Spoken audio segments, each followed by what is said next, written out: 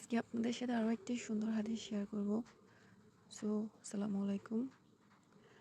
আবু হুরাইরা রাদিয়াল্লাহু থেকে বর্ণিত, লাআনা রাসূলুল্লাহি সাল্লাল্লাহু আলাইহি